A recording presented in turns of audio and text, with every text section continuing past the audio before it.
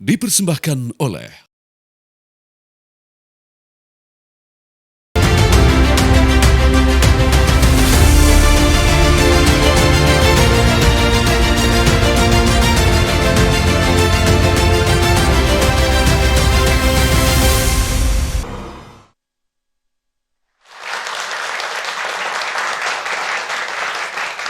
Assalamualaikum warahmatullahi wabarakatuh. Sejarah akan terukir malam hari ini kurang dari 2 jam kita akan mendengarkan bersama setelah 10 tahun absen. Indonesia akan hadir di markas besar Perserikatan Bangsa-Bangsa. Presiden Prabowo Subianto akan memberikan pidato di sidang umum PBB. Urutannya ketiga, yang pertama Presiden Brazil, Lula da Silva, kemudian Presiden Amerika Serikat Donald Trump dan Prabowo Subianto. Banyak pihak ekspektasinya sangat tinggi berharap narasi muatan yang dibawa oleh Presiden Prabowo Subianto, Memory of the World. Kita akan nantikan bersama meskipun masih rahasia 15 menit ini apa yang akan disampaikan oleh Presiden Prabowo Subianto. Apakah di sana membahas mengenai reformasi veto, kemudian yang pasti adalah mendukung negara Palestina. Kedaulatan Palestina, serta poin Global South. Itu masih simpang siur, masih spekulasi, tapi apa sebenarnya yang perlu ditekankan dalam pidato Presiden Prabowo Subianto di hadapan seluruh kepala negara dunia. Dukungan terhadap Palestina gelombangnya makin luas, awalnya 111, 114, 147, dan per hari ini kami mendengar sudah ada 157 negara yang mendukung kemerdekaan Palestina. Bayangkan, tadinya mungkin yang masih satu aliansi sama Amerika Serikat, ada Perancis dan Inggris, mereka sudah pindah haluan, mereka mendukung kemerdekaan Palestina. Terima kasih banyak kepada BAS yang mendukung program Catatan Demokrasi malam hari ini, karena spesial, mungkin satu setengah jam ke depan kita akan sama-sama mendengarkan langsung nanti bagaimana pidato Presiden Prabowo Subianto. Tapi terlebih dahulu kami akan tampilkan, berikut ini merupakan cuplikan sebelum sidang yang malam hari ini dianggap gong banget. Kemarin Presiden Prabowo hadir dalam konferensi internasional tingkat tinggi tentang two-state solution dan juga membahas Palestina. Kita dengarkan terlebih dahulu berikut ini. Le temps est venu. C'est pourquoi, fidèle à l'engagement historique de mon pays au Proche-Orient, pour la paix entre le peuple israélien et le peuple palestinien, je déclare que la France reconnaît aujourd'hui l'État de Palestine.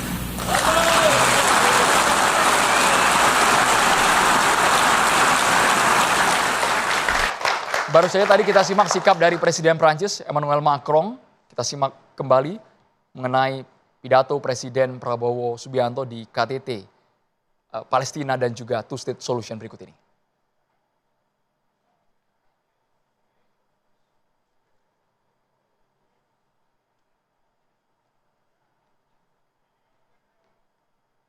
Inilah negara-negara yang sudah mendukung Palestina merdeka. Bayangkan sudah ada 151, 157 negara yang menyatakan kedaulatan Palestina. Jadi kita bukan hanya berbicara mengenai geopolitik, moral, kebangsaan, tapi ini memang murni unsur kemanusiaan. Kita semua sepakat tidak ada yang mau lagi melihat bagaimana kebrutalan Zionis Israel yang terjadi di Palestina. Bahkan jumlah korban jiwa puluhan ribu orang meninggal dunia.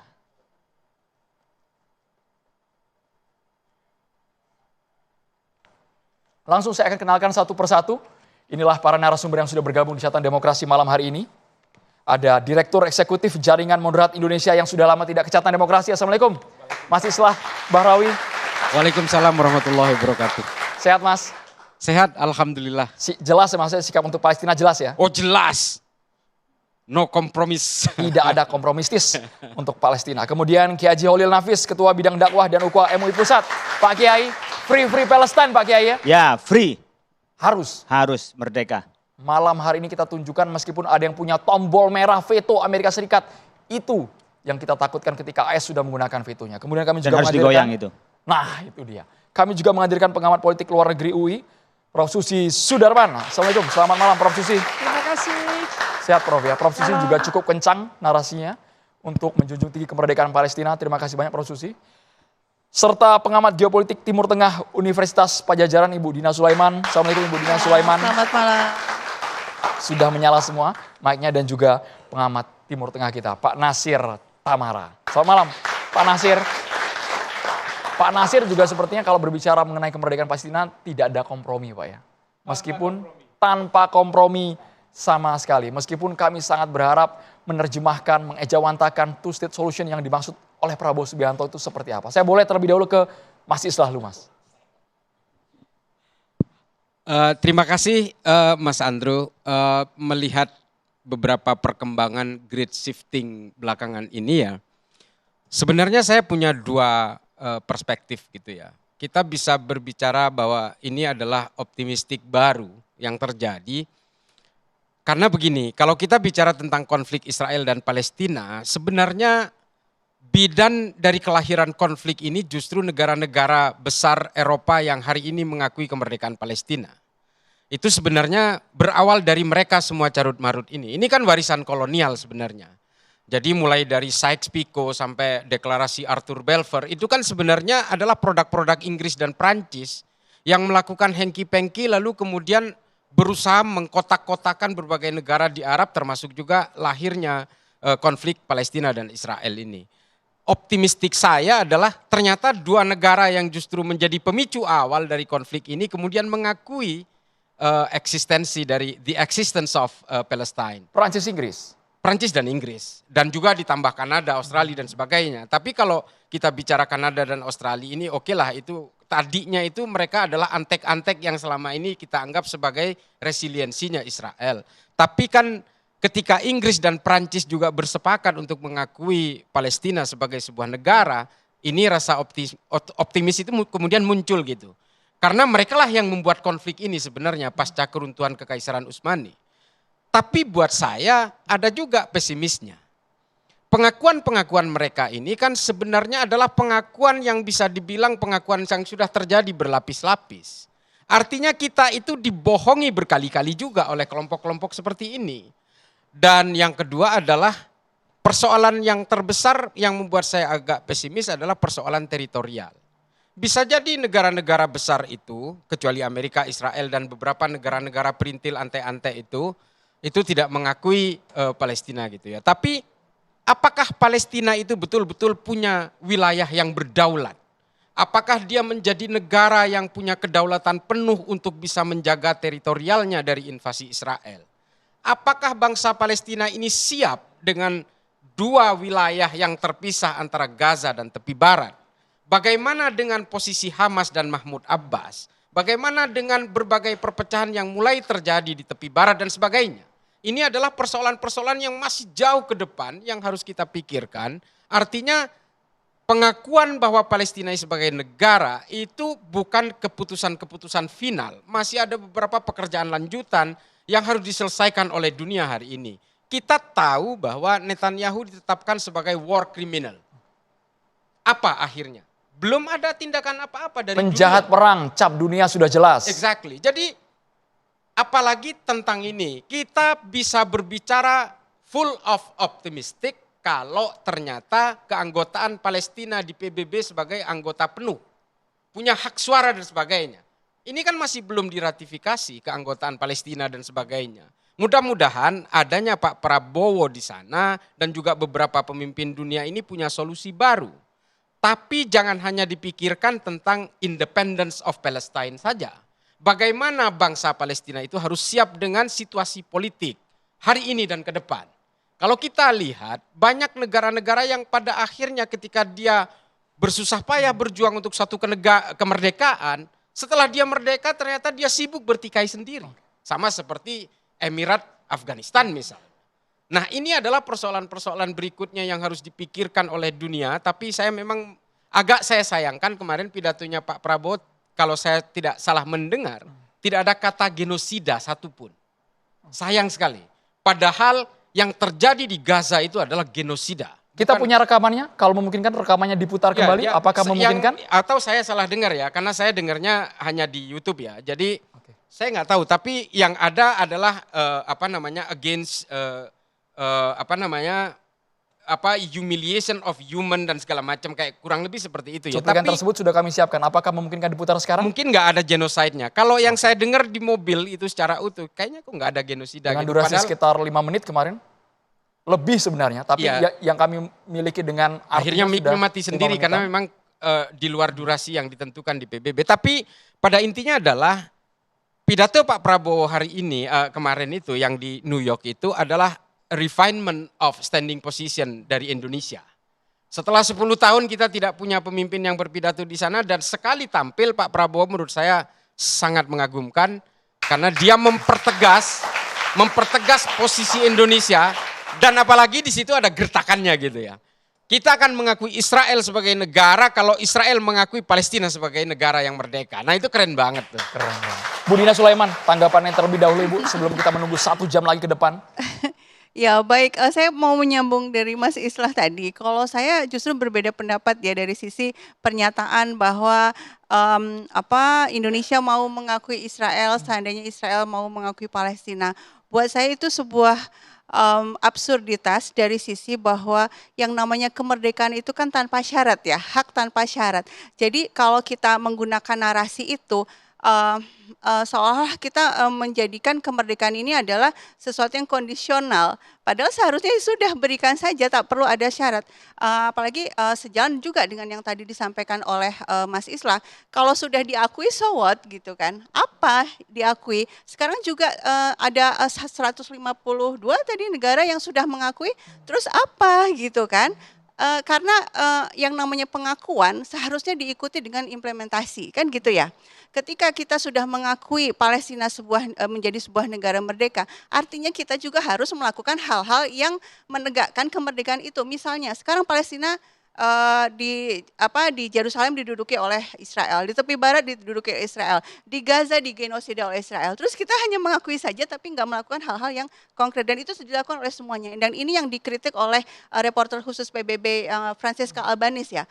Kalau memang mengakui, berarti segera lakukan sesuatu hal yang bisa menegakkan hak atau konsekuensi dari pengakuan itu. Apa yang disampaikan oleh Francesca, usulan konkretnya dan menurut saya itu sangat bagus adalah ya hentikan sekarang kerjasama hubungan dagang, baik resmi atau tidak resmi, kerjasama yang diam-diam apapun terbuka, hentikan semuanya kerjasama dengan Israel. Dan itu dilakukan oleh semuanya, terutama suplai senjata dari negara-negara besar. Nah, sehingga saya pikir yang pidato Pak Prabowo itu di forum diplomasi kan, di forum PBB, dan diplomasi itu kan sebenarnya kata-kata ya. Kita memilih kata-kata mana nih yang lebih berdampak gitu loh. Saya pikir seharusnya jangan kata-kata itulah yang dipilih. Bahkan harusnya kita bicara soal hentikan genosida tadi, betul sekali. Harusnya kita bicara lebih heroik lagi, lebih anti kolonialisme lagi, itu jauh lebih berdampak. Kita tunggu malam hari ini siapa tahu akan lebih heroik, lebih menggelegar lagi. Betul. Dibandingkan yang kemarin ya. Ya, Ibu saya Dina. harapnya seperti itu. Baik, saya boleh ke Pak Kiai Holil Nafis. Sekarang ada pernyataan yang luar biasa juga, tantangan, ancaman dari PM Israel Netanyahu. Kalau negara-negara ini sudah mengakui kemerdekaan Palestina, saya akan membalas. Pemukiman Yahudi akan kami perlebar ke Yudea, ke Samaria. Saya bukan karena duduknya sama dengan Mas Islah ya, tapi saya sependapat Bu dengan Mas Islah bahwa kata-kata Pak Presiden, saya akan mengakui kemerdekaan Palestina kalau Israel mengakui terhadap kemerdekaannya Israel kalau Israel mengakui terhadap Palestina. Saya pikir itu kata-kata yang satire ya. Kalau Anda bicara tentang bagaimana tentang kemerdekaan, demokrasi, bicara soal kemanusiaan, sementara Anda tidak memanusiakan manusia, sebuah syarat kami akan bisa bekerja sama dengan orang yang menghargai itu. Bukan berarti bahwa kemerdekaan itu bersyarat, tidak. Tetapi bahasa satire yang disampaikan oleh Pak Presiden. Saya sendiri ketika membaca itu terus terang aja, bukan memaknai tentang kemerdekaan itu bersyarat, tidak. Tapi pilihan kata yang cukup berdampak menurut saya. Memukul terhadap perilakunya Israel, meskipun Israel tak pernah mengakui terhadap kesalahan itu. Itu. Yang kedua berkenaan dengan, ya memang ketika membalasnya dari Amerika, dari Israel, Netanyahu mengatakan, dia nggak akan pernah mengakui terhadap Palestina gitu ya. Kemudian dari 150 negara, awalnya di 142 negara, yang 10 menolak, 12 abstain. Masa dari 100 sekian itu kalah dengan yang 10. Dan yang 10 akhirnya cuma Israel dengan Amerika saja yang memainkan, yang lain cuma antek-anteknya saja. Kalau bicara soal hak asasi manusia, bicara soal kemerdekaan, bicara soal bagaimana kita membangun kebersamaan, saya pikir itu dunia sudah, menurut saya sudah tidak sehat ya. Bagaimana ada hak veto di situ, bicara soal demokrasi, suara terbesar, suara terbanyak. Menurut saya berharap besar betul dengan absennya Indonesia selama 10 tahun, kemudian Pak Prabowo hadir di situ dengan membawa tekad, dan itu suara kita sebenarnya. Jadi sebenarnya negara-negara yang menciptakan konflik seperti di Inggris ya sendiri, yang membagi sekarang mewariskan konflik itu lalu mengakui kemerdekaan. Saya juga masih ragu dengan mereka apakah benar mengakui kemerdekaan atau yang menciptakan konflik baru. Karena memang suara dunia di mana-mana ya tak bisa dihindari sekarang dengan media sosial yang orang bisa langsung live melihatnya. Orang melihat bagaimana kemanusiaan. Bagaimana orang tidak bicara soal agama, nggak bicara lagi soal lintas negara, tidak. Tapi bicara soal kemanusiaan. Bagaimana genosida yang di Gaza, bagaimana orang-orang yang dibikin lapar lalu mati dan bantuan tidak bisa masuk. Saya pikir kalau masih waras kemanusiaan pasti mengatakan ini adalah tidak manusiawi. Nah, oleh karena itu saya pikir ketika negara-negara itu seperti Australia mengakui umpamanya sebagai bagian kan dari Inggris juga mengakui terhadap kemerdekaan Palestina. Saya pikir kan sudah tidak kuat dengan desakan penduduknya pada masyarakat rakyatnya. Rakyatnya demo besar-besaran kok tanpa digerakkan apa-apa tapi digerakkan oleh kemanusiaan. Jadi saya berpikir ini khawatir menciptakan adalah konflik baru dan hanya menciptakan pemanasan tentang perang dunia juga barangkali. Kenapa merasa besar lalu mereka rame-rame memusuhi Amerika dan Israel dan nyatanya mereka dan kita tidak bisa lepas dari cengkeraman Amerika dan Israel itu. Pak Nasir Tamara. Rasanya dunia tidak harus tinggal diam Pak sekarang, mereka harus bergerak meskipun terkesan kita dibuat putus asa gara-gara negara yang memiliki hak veto yang bisa tiba-tiba mengubah semua keputusan ratusan kepala negara. Pak Nasir Tamara, bisa digunakan mic-nya. Konflik ini konflik 77 tahun yang paling kejam, yang paling lama dalam sejarah, yang ditangani oleh PBB sejak 48. Dan PBB selama 70 tahun tidak berhasil. Boleh lebih dekat lagi Pak? Tidak berhasil membuat Palestina dan Israel berdamai dan berada di dalam posisi dua negara yang sama-sama berdaulat. Jadi karena konflik itu begitu dalam dan melibatkan dunia Arab, dunia Islam, Kristen, Yahudi, sedunia, kita tidak bisa dan mustahil kalau kita menuju sebuah solusi yang cepat. Karena Timur Tengah itu penuh dengan ketidakpastian, penuh dengan dendam. Itu dari sejak Perang Salib, Bung, berapa abad yang lalu. Dan itu masih ada di dalam memori orang, memori kolektif dari bangsa Arab, bangsa Yahudi semuanya. Dan itu ada di dalam kitab-kitab suci juga. Permasalahan-permasalahan itu, semua kitab suci berbicara. Jadi apa yang kita lakukan, bisa kita lakukan dan Presiden Prabowo lakukan, itu sudah sangat bagus. Jadi kita tidak bisa meminta sesuatu yang maksimum, optimum pada saat ini, tapi memahami sejarah. Saya melihat bahwa tentunya jangan sampai perubahan sikap dari negara-negara NATO, pemilik nuklir seperti Perancis dan Inggris yang dulunya itu sesudah Perang Dunia Pertama itu menguasai Timur Tengah ya, membagi-bagi Timur Tengah itu, yang tadinya membela Israel sekarang berubah pendapat. Dan ini sudah sangat bagus. Kalau saya melihat yang perlu dilakukan adalah terus melakukan tekanan terhadap Israel. Pertama bukan hanya boikot ekonomi, tapi juga terutama boikot dari militer. Jadi Israel itu tidak independen dengan senjatanya. Mereka mengimpor dari Inggris, mengimpor dari Amerika Serikat, dari banyak negara. Dan mereka juga secara ekonomi tidak kuat. Tumpuan Israel satu-satunya adalah Amerika Serikat. Jadi bagaimana, berapa lama Israel bisa bertahan? Karena perubahan sikap masyarakat Amerika sendiri. Yang tadinya mayoritasnya mendukung Israel, sekarang itu mayoritasnya yang begitu saya baca sudah membenci Israel ke arah situ. Saya memilih kata-kata satu membenci karena harus memilihnya. Ini suatu perubahan luar biasa. Jadi apa yang dicapai hari ini dalam sidang umum hari ini di mana presiden kita bicara suatu hasil maksimal. Dan kehadiran kita setelah 10 tahun absen itu menunjukkan bahwa kita kembali menjadi tokoh utama hubungan internasional. Kita sekali lagi membuktikan bahwa kita bisa menggerakkan Konferensi Asia Afrika, membangun gerakan blok Asia Afrika, pemimpin dunia di bawah Soekarno. Dan sekarang kita melihat seorang Soekarno baru dalam wajah seorang tokoh namanya Jenderal Prabowo. Dunia inginnya bukan hanya sebatas kecaman, seruan, tapi ada tindakan nyata, gencatan senjata segera dilakukan. Sesaat lagi kita akan bahas hanya di Catatan Demokrasi.